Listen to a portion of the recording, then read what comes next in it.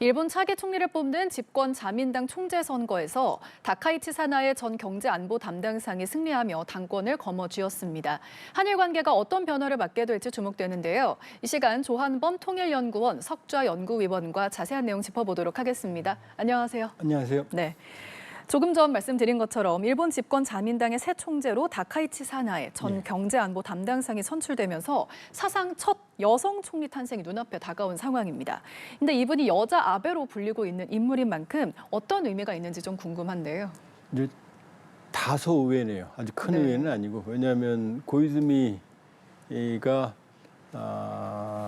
유력한 걸로 이제 예상이 됐었거든요. 그렇죠. 근데 결과적으로 보면 지금 글로벌 경제, 안보, 위기 불확실성의 시대거든요.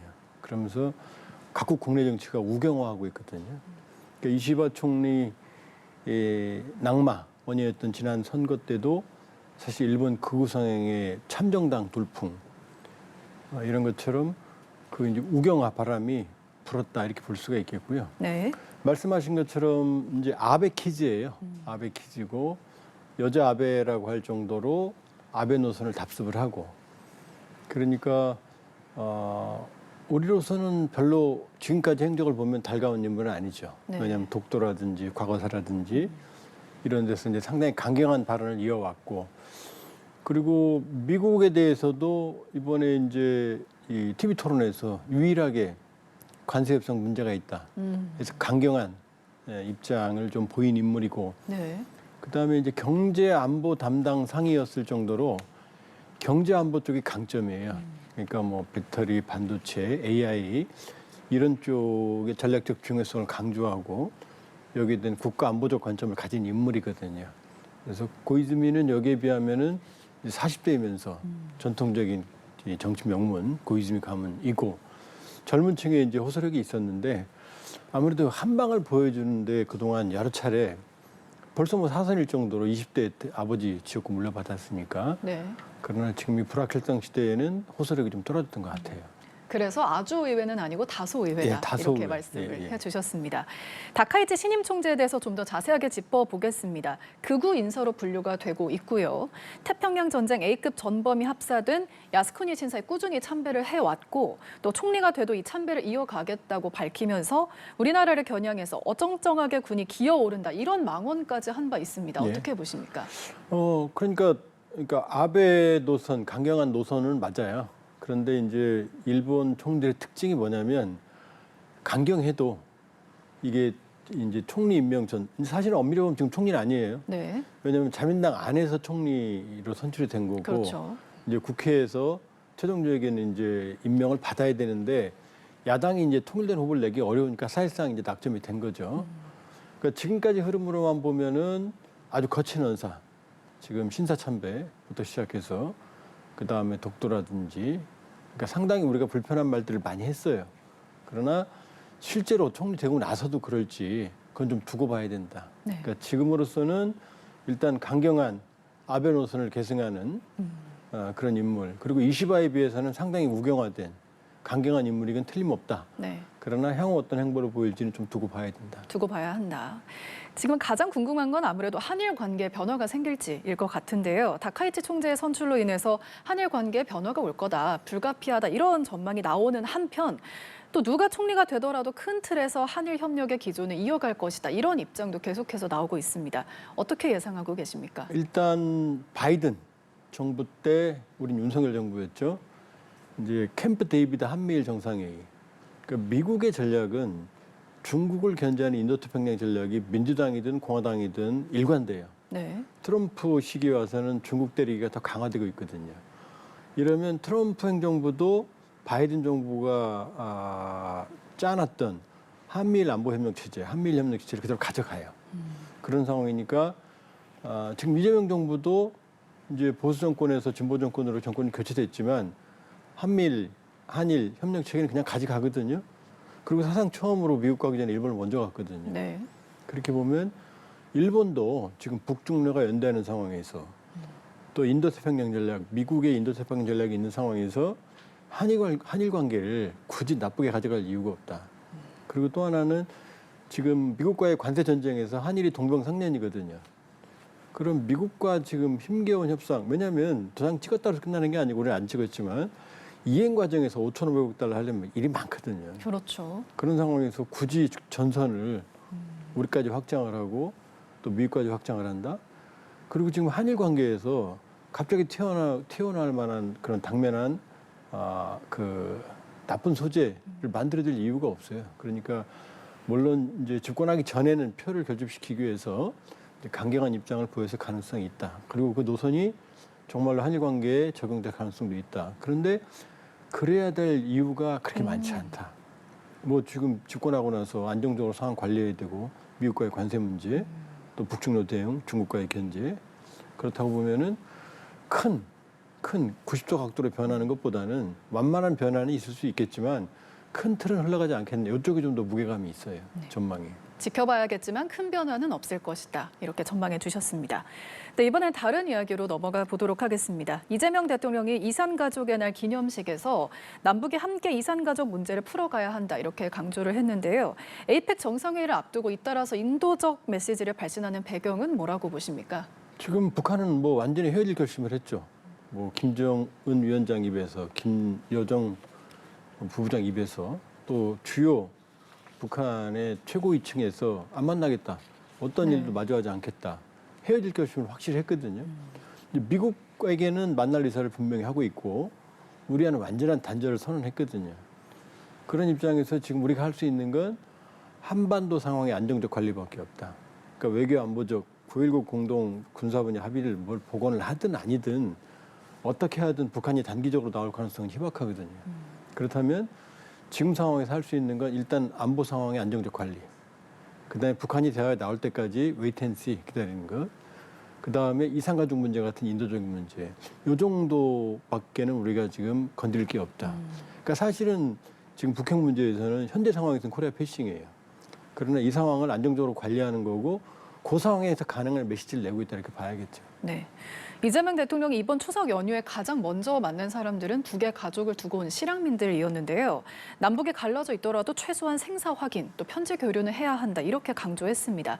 북한이 이런 이재명 대통령의 인도적 호소에 화답할 가능성이 있다고 보십니까? 왜냐하면 지금 북미 관계에서도 예를 들면 이제 그 전사자 시신 발굴, 유해 발굴 이런 거는 최악의 경우에도 해왔거든요. 네.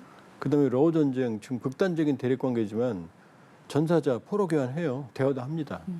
그러니까 이산가족 같은 경우 지금 이 북송 이제 그 장기수들 민주당 장기수들 중에 지금 북송을 희망하는 분들도 있고 그렇다고 그러면은 이산가족 문제 이런 거는 북한이 명분이 없거든요. 이건 인도주의적 문제니까. 그러니까 북한에게 호응을 간접적으로 촉구할 수 있는 그런 사안이 될 수 있죠. 네. 그러나 그럼에도 불구하고 지금 북한은 워낙 모든 걸 다 끊어놨기 때문에 대남기구 지금 대남기구도 없어요.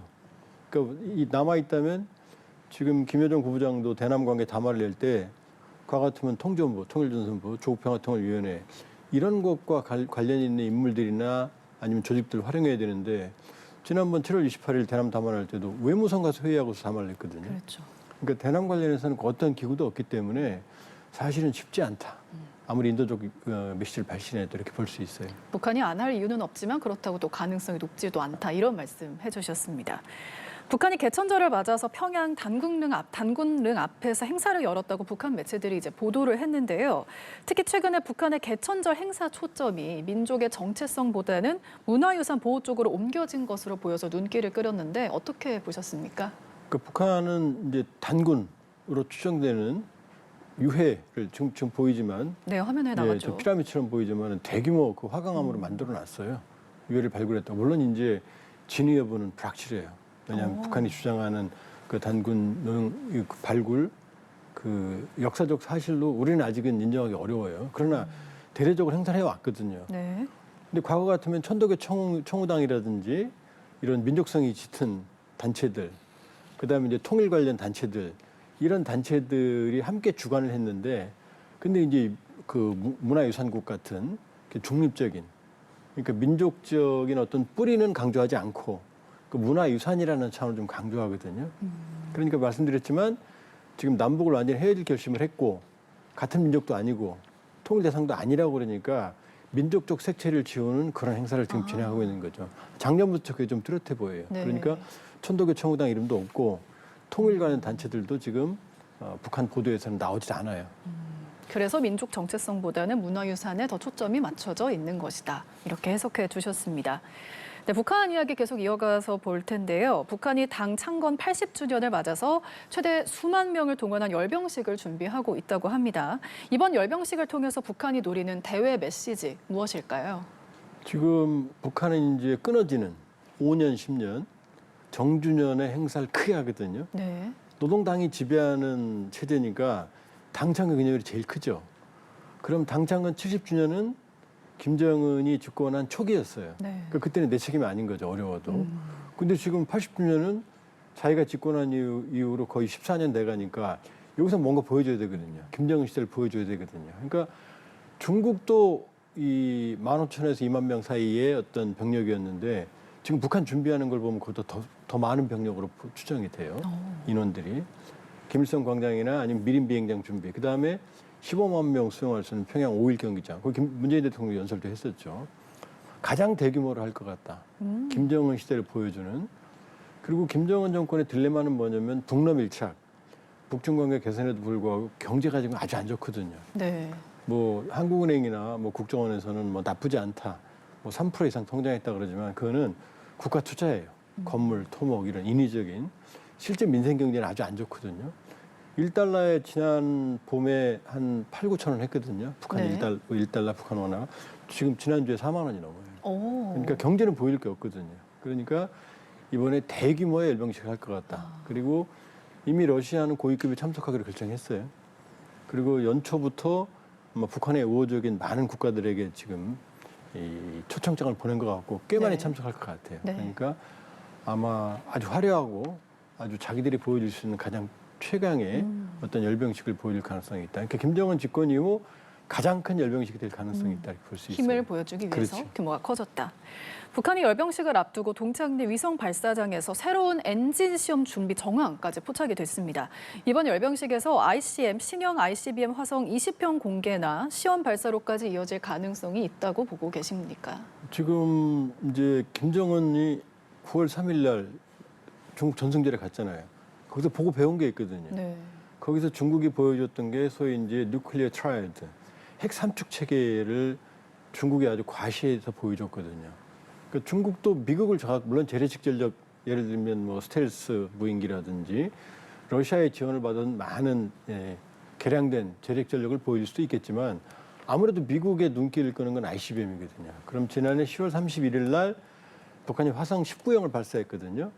그럼 지금 최근 김 위원장이 몇 차례 ICBM 관련 엔진, 그다음에 탄도복합섬유 지금 나옵니다만은 저런 엔진 시험장을 갔거든요. 네. 그러면 이제 남은 건 화성 20형이거든요.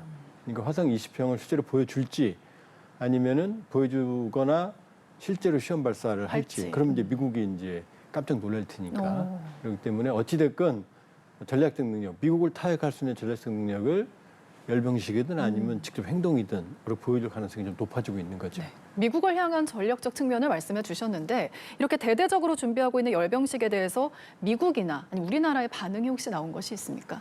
일단 우리는 이제 북한의 무모한 도발이나 한반도 긴장 고조에 대해서는 이제 원칙적인 입장이죠. 바람직하지 네. 않다. 그러나 김 위원장이 지금 트럼프 대통령을 만나겠다는 의사를 이제 김여정도 그렇고 김정은도 본인이 9월 20일 최고인민회 연설에서 좋은 추억이 있다고 했거든요. 하노이에선 좋은 추억 없거든요. 당한 것밖에 없거든요. 근데 좋은 추억이 있다는 얘기는 못 만날 이유 없다는 얘기는 만나겠다는 얘기인데 네. 한쪽으로는 손을 내밀면서 한쪽으로는 또 미국을 압박해야 되거든요. 그래야만 트럼프 대통령 견인할 수 있고 미국 국민들이 눈을 끌 수 있으니까 아마 북한은 그 부분 미국에 대한 대미 전략적 압박 행위를 할 가능성이 있고 미국은 입장은 완전한 비핵화예요. 한반도 비핵화. 그러나 북한을 자극하지는 않는 전제 조건 없는 만남을 전제 조건 없이 만나겠다라는 입장을 바이든 정부 때부터 견지하고 있죠. 네, 오늘 말씀 여기까지 들어보겠습니다. 지금까지 조한범 통일연구원 석좌연구위원과 함께했습니다. 오늘 말씀 고맙습니다.